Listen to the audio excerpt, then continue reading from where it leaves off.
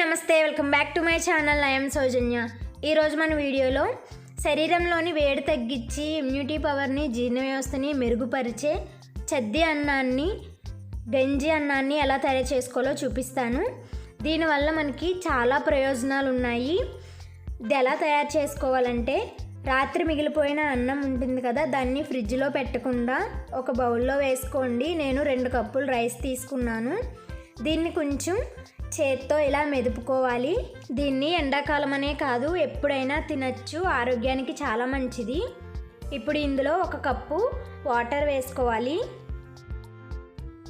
అలాగే 1 కప్పు మజ్జిగ వేసుకోవాలి. మజ్జిగ వేసుకోవడం వల్ల కడుపులో చల్లగా ఉంటుంది. అలాగే ఎండ వడదెబ్బకి తగలకుండా ఉంటాము. అలాగే ఇందులో 1 కప్పు రైస్ వాటర్ వేసుకోవాలి. గంజి వేసుకోవాలి. గంజి వేసుకోవడం వల్ల మనకి కడుపు నిండుగా ఉంటుంది, ఆకలి ఎక్కువ వేయకుండా. అలాగే ఇందులో చాలా పోషకాలు ఉంటాయి. బి విటమిన్ ఉంటుంది. స్కిన్కి అలాగే శరీరానికి కూడా చాలా మంచిది.